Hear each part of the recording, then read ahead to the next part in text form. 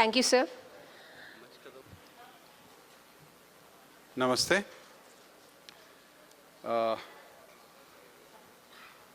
Two, three preliminaries. One, I think we have really, time-wise, we are really behind schedule terribly. So I'll keep it minimum. Therefore, I also said I will not use the PPT so that we do it faster. Number two, as part of CESS, for last 2 years, we have been involved in facilitating implementation of NEP, working with colleges and universities.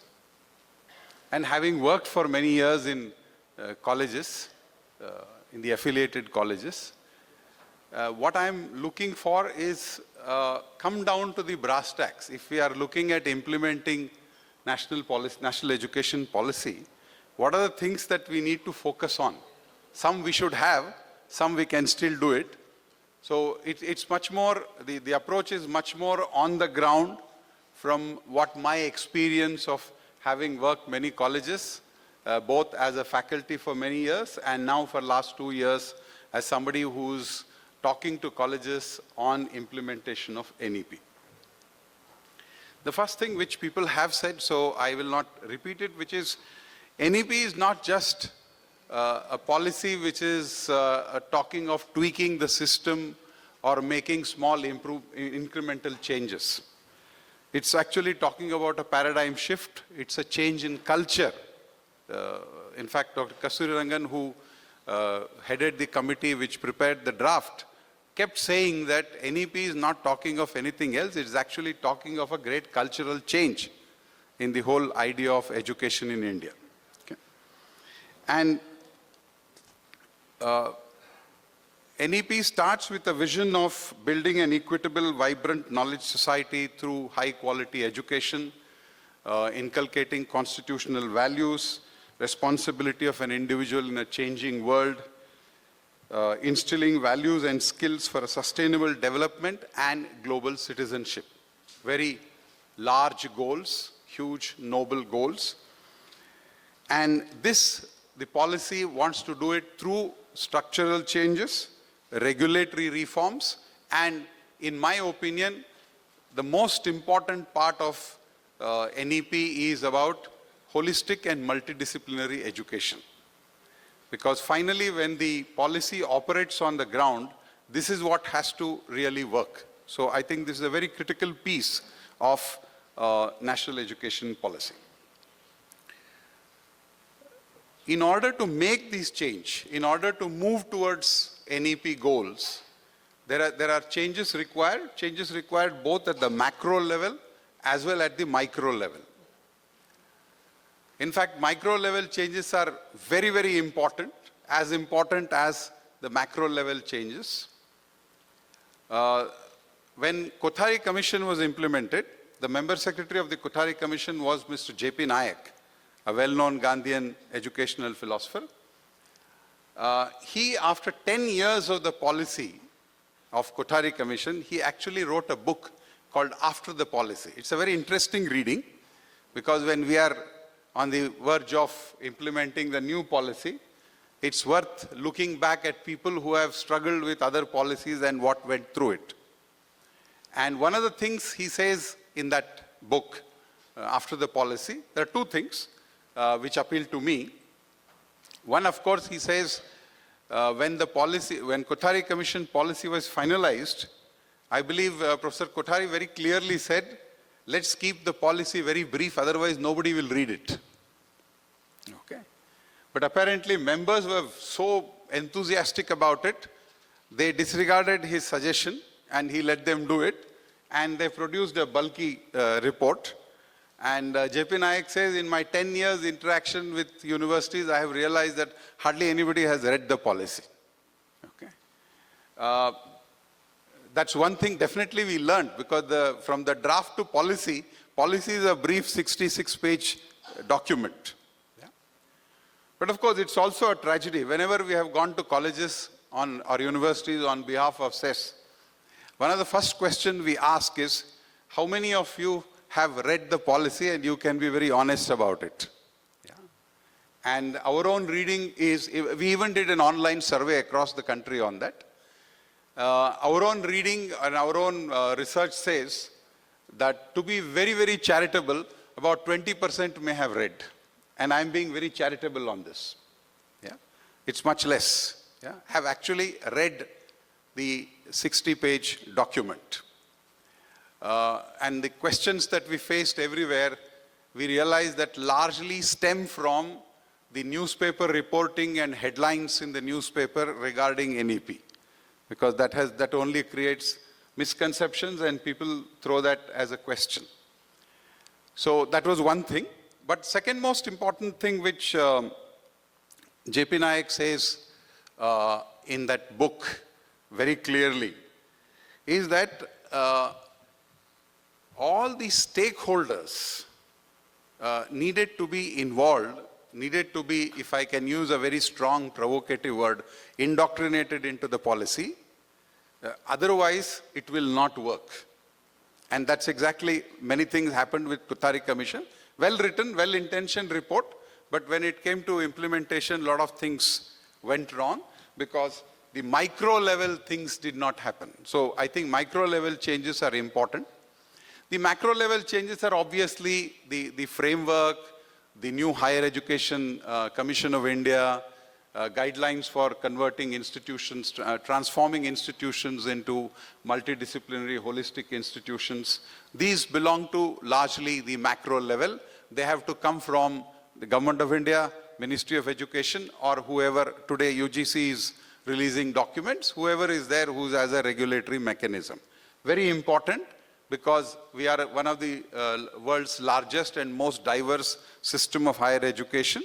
And obviously things have to come in a fairly standardized way. So at least the large framework has to come. This is macro. And I think at micro level, it's very important. There are 2-3 things which are important. One, understanding the spirit of the policy. I think this is very important. Otherwise, we get lost on, lot of administrative details. How will academic bank of credit work? What happens when somebody drops out of my college, goes to other college? Important. I'm not denigrating any of them because the system has to work. But I think more important than that is appreciating the spirit of the policy. And that's something that we all have to own it up. As somebody said recently, it has to become everybody's policy. Only then it can work. It cannot work if it is government policy or Modi's policy or somebody else's policy. It will not work. It has to work only when all of us own it. So in that sense, understanding the spirit of the policy is very, very important. And secondly, there is a need for a change in mindset. We are almost operating on implementing NEP with a pre-NEP mindset, if I can use that term. So it's the mindset that need to be changed. Most important change in the mindset is, most of us, for us, my discipline is my universe. Economics, physics, whatever subject we talk. My discipline is my universe. Yeah. But I think we need to move little away from that and say my discipline is part of my universe. It is not my universe. Because if we don't do this, then truly the multidisciplinary holistic approach to education cannot come into the system. Yeah?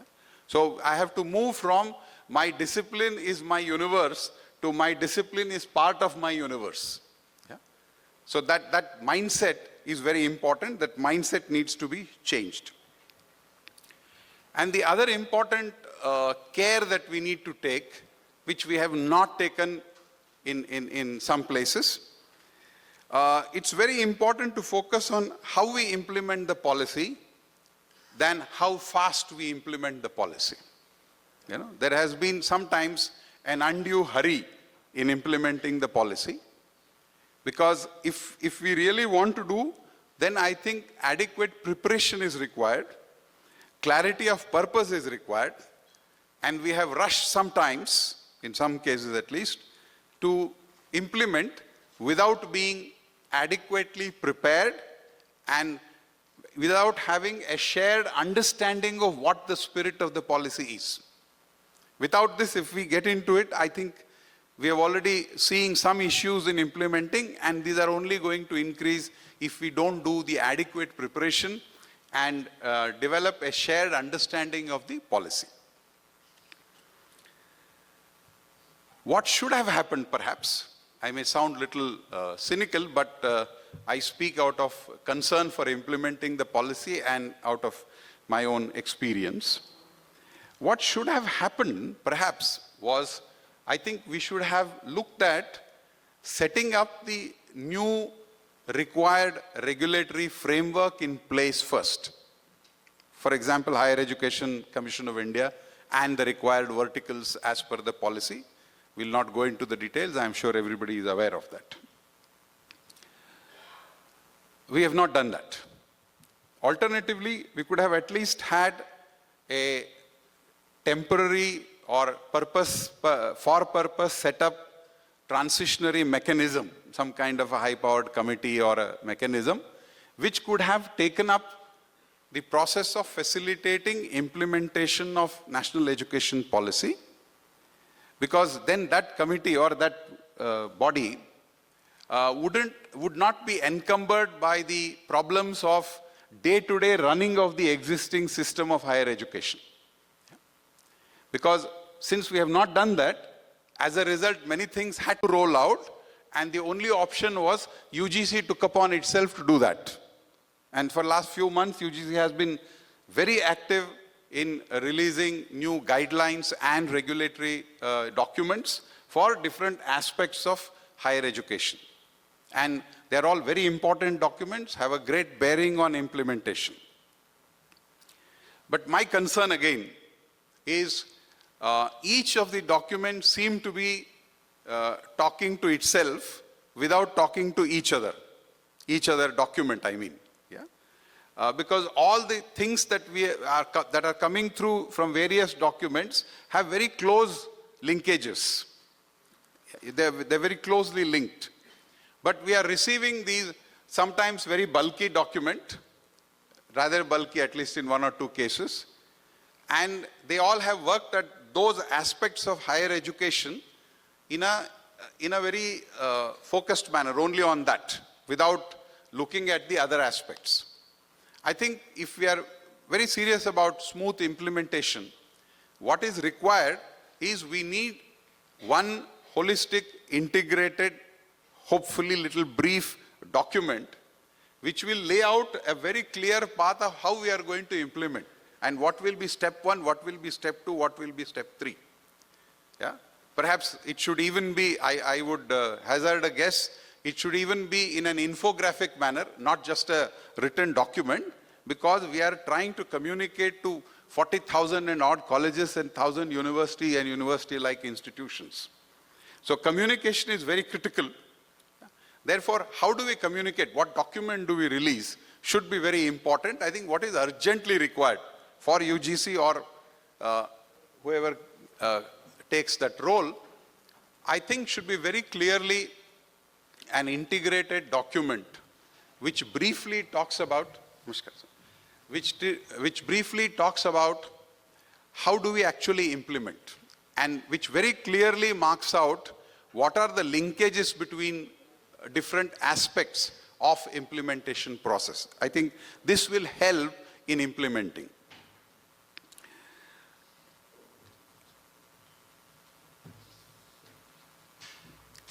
IDP is a very significant suggestion which has come through new education policy. IDP is a very important document. In fact, it acts as a platform on which the entire implementation of NEP can happen. It's very, very, very critical piece of work that one needs to do before implementing national education policy at the institutional level. But at the same time, we also need to recognize the reality that we have worked in a system which is a very top-down system where most institutions were only looking at compliance. Somebody has to tell us what to do, and my job is to comply to that. Yeah? This is how most of us as institutions have been working. Yeah? Whenever, for example, we tried encouraging colleges, can we get into the job of, preparing a document, IDP document, or preparing for implementation of NEP? The stock answer was, it will come from UGC, then we'll worry about it. Okay, or it will come from state government, then we'll worry about it. That's because our larger mindset has been on compliance. But if you look at spirit of NEP, it is not about top-down, it's actually bottoms-up, more partnership-enabled kind of an approach. So therefore, IDP is very critical. It would help us to look at the entire system of higher education in a little broader framework. And that's very important. Therefore, there is a need to enable institutions to prepare institutional development plan. Thankfully, recently, Capacity Building Commission of India has prepared a template for preparing institutional development plan. And last week, Karnataka State Higher Education Council actually had a day-long workshop with Vice Chancellor of the university in trying to understand the document and how we are going to use that in preparing IDP at the respective universities. It was a very welcome, perhaps the only one of its kind which has happened with respect to IDP in the country, very welcome move. However, there is a need to do much more detailed, hands-on workshop. I would say the best thing perhaps would be either Capacity Building Commission in collaboration with UGC and Ministry of Education should prepare a national pool of IDP facilitators whose expertise can be drawn by any institution which gets into the task of preparing IDP. This will help colleges and universities to prepare the IDP and thereby push the process of implementing national education policy. There is definitely a need to look at building capacity of leadership and the faculty of the institution. Leadership is another very critical, important thing in implementing the policy. Higher education, largely, definitely higher education in India has not really focused on leadership development and succession planning in the higher education sector. Both leadership development and succession planning are almost non-existent in higher education system. Yeah. There is a need to develop that.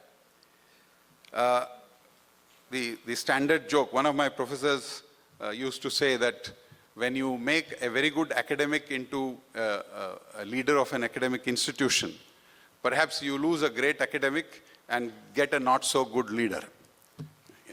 This is what many times it happens because we have not focused on leadership development. I think there is an urgent need nationally to start some process of leadership development to train the existing leadership as well as, more importantly, train the future leadership of higher education system. This is very, very important. Because leadership can make a great difference. It can bring in changes much faster and which can actually guide the rest of the stakeholders in implementing the policy and taking the necessary steps. So leadership development is another thing which will help in implementing the policy. In fact, the other sectors have done fairly good. Corporates, armed forces, civil service have invested quite a lot in leadership development, and I think we need to learn from them, perhaps collaborate with them, and develop a leadership development program focused on higher education. The other aspect which is actually a matter of concern is the entire program design and curriculum development. Okay? Largely, we have looked program as an assemblage of courses, and course is an assemblage of content. Yeah? And as a result, we have not seriously looked at this part. Program is a very coherent whole, so is the course. focused on a larger outcome that we have pre-decided, we have agreed as a community or as a country. Okay? We have not really seriously trained ourselves as a community in what does it mean to develop curriculum, what does it mean to design a program. I think if we are serious about implementing the policy, and especially because policy very clearly says outcome-based education is one of the approaches that we are going to follow. If OBE is our focus, then I think outcome-driven program design and course design becomes very, very important. And therefore, in seriously implementing, or rather a smooth implementation of the policy demands that we train a very large pool of people who can actually help all others, their colleagues, yeah, in designing a program and designing a course. This is very, very, very, very important. Without that, I think experience in some places where there has been an attempt to change the curriculum now in the light of NEP has actually been just a bit of window dressing and no serious attempt has gone. So therefore, and I may sound a little cynical, but I'm talking out of anguish and concern for implementing. Yeah? And therefore, there is a need to train people, train ourselves. We have to take responsibility for it.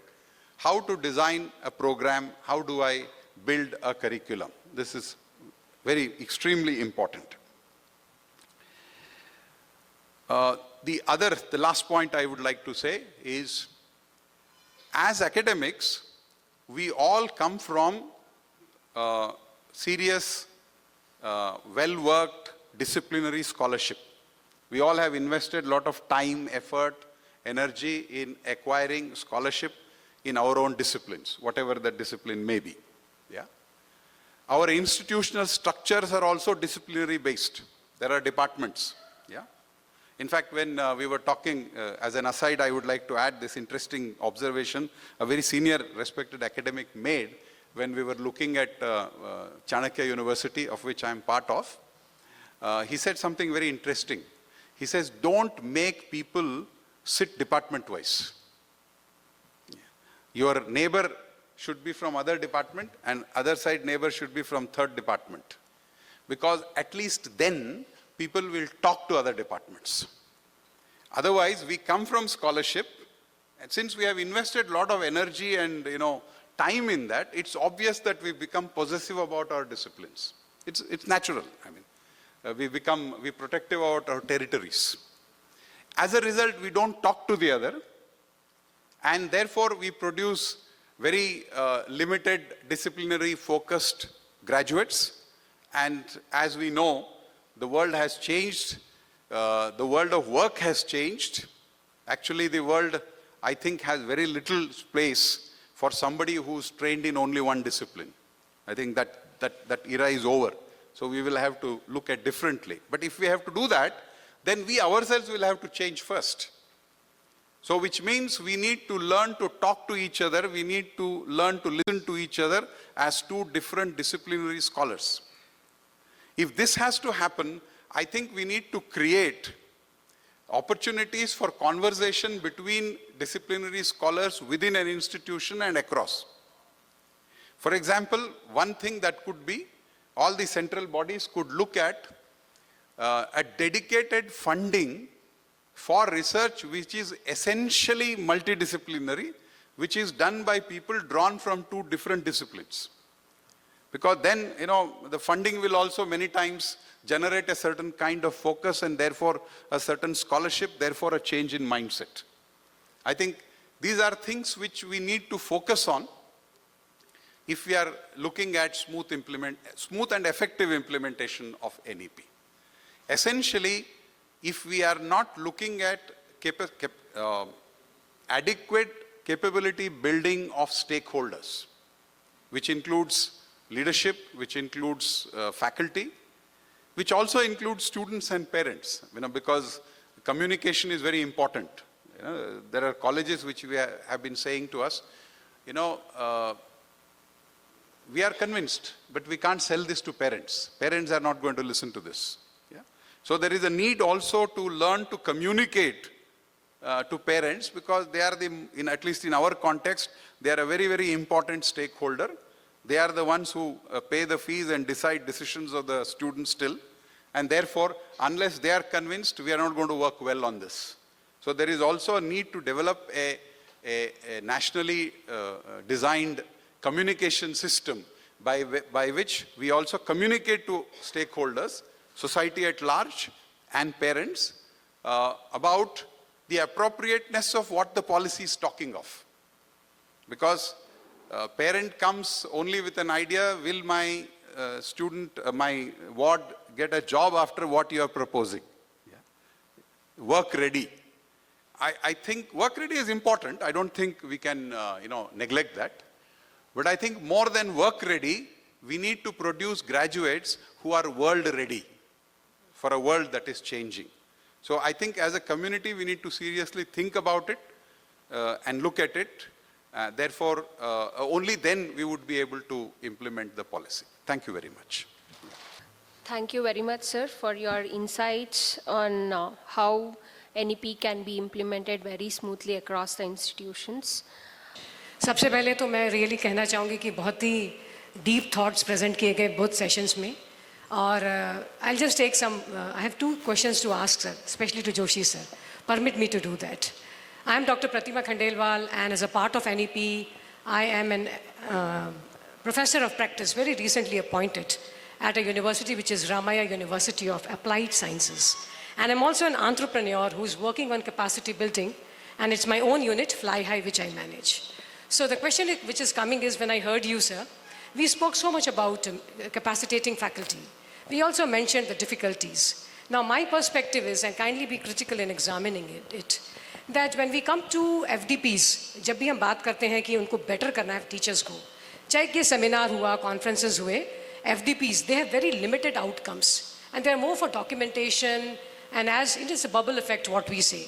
बड़ा अच्छे से attend किया, कुछ questions हुए, और फिर हम, we tend to forget. So can't we do more of synchronous and asynchronous way of capacitating faculty, as well as students also? So अब आप बात करें FDPs की या SDPs की. और particularly Joshi sir, when you spoke about leadership, बहुत ही awesome line थी, in terms of right leadership and even better was succession planning. तो इन सब चीज़ों को अगर जोड़ें, I feel, this is my perception, that it's very important to go for synchronous and asynchronous kind of helping the community of teachers and learners. So what is your call on that, number one, especially in perspective of CESS? And number two, it's all about outcomes. Sorry to interrupt. I kindly request you to ask a specific question. Sure. Because the time is already very less. I really thank the team, which all of us are sitting so patiently here. Just another few seconds for that. So the second part was that outcome. So we are all meeting in this such beautiful conference. How we are mapping the outcome of this conference is my second question. This is both for CMDR as well as CESS. Because again, we tend to forget. Some of us did speak on that. So kindly answer these two questions. Thank you. That requires an answering. You have said an obvious fact. We need to have FDPs, or FDP now has become a bad word the way we have conducted it. So let's not even use that. But seriousness, ownership has to be there. Without that, it will not work.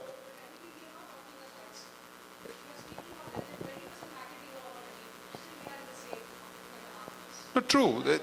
No. That's why till all of us own it as our policy, nobody, including Modi, can implement it. Okay? Yeah? Nobody can implement it. That's what happened to previous policies also. Yeah? Therefore, there is a need for communication. There is a need to own.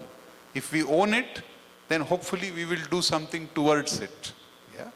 And then we may be able to do that. Whether it is faculty or leadership, the same thing applies. So we need to seriously do it. On that, there is no second thought.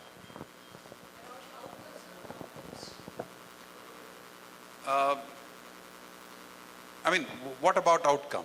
What is the problem? Yeah, obviously we have to collate. Obviously. So therefore I am saying, you have said the very obvious things, important things, and we need to do it. The question is, as recently deceased, very respected Swamiji from Bijapur very clearly said, all good things have already been said. There is nothing to be said. What we have to do is to implement it. Good afternoon, sir. I'm Sudha Hegde from Karnataka State Higher Education Academy. And today I'm very happy that after listening to your session, because in our academy we also believe that when it comes to classroom transaction, only outcome-based approach can deliver NEP effectively. But we are seeing very less effort in training teachers in outcome-based approach, because in our academy, when teachers come for training in a batch, none of us are heard about outcome-based education, not even heard. So I would like to know, so what effort or initiative has been taken to train faculty in outcome-based approach, sir? Look new and unfamiliar, but I think the spirit behind outcome perhaps a good teacher should be able to appreciate, because I educate for a purpose. I mean, that's definite. What is that purpose has to be clear. So the term outcome looks fashionable today and we use it, but the purpose always remains, number one. The term itself is new, and perhaps the people who come to your academy, and that's true of everywhere, yeah, are largely from what we call as a general stream, arts, science, commerce. Outcome has been more, if you talk to an average engineering college, they are more familiar with it, yeah, than others. But yes, the point is we need to sensitize ourselves. Yeah, I'm not saying we need to sensitize somebody else. We need to sensitize ourselves about a certain larger purpose for which we are educating students. A student comes to me, or as sir was saying, when a mother educates a child, she has a very clear purpose. I mean, her purpose is very clear. I am not going to be there all the time. Even when I am not there, this fellow should be able to run a decent life. That's all that is there. If it means hitting, I will hit. It means convincing him, I'll convince. If it means cajoling him, I'll cajole him. So that larger purpose has to be clear. If that is there, I think we should be able to own it. There is a need to do much more. Yeah? There is very little investment in faculty building. Look at private sector, for example. More money gets into infrastructure. Not even a fraction of it gets into capacity building of people who are more important than buildings and laboratories. Sir, I have one question, direct question. Yeah. What is your opinion about government of Karnataka? The primary, the early childhood education, implementation and preparation, right from 3 years to about 6 years. What? I mean, we are gathered talking of higher education, but since you have asked, let me respond. There is already a national curriculum framework which has been nationally prepared, which is just going to be released perhaps a week from now, which is focusing on foundation stages of school education. And each state has been asked to prepare a report on that. Karnataka Task Force is working on it, as I know some of the task force members. So I think we are at it. Okay, but the thing is, most of the paper media reports comes on the higher education side only. Yeah. But the catchment area, what gives to the higher education is from primary school and... No, but actually, okay, in terms of actual implementation work, I think there is a solid work already done, almost ready for the school education, especially the foundation level, the first 4 years. Yeah. We will close the questions now. I thank both the speakers for providing insights on the strategic foundation for New India in the context of NEP 2020 and the challenges faced for the smooth transition of NEP with respect to institutions and various strategies to achieve it. May I now request Dr. Nayantara S. Nayak, Professor at CMDR, to present token of gratitude to Dr. Rajendra Kumar Joshi, sir.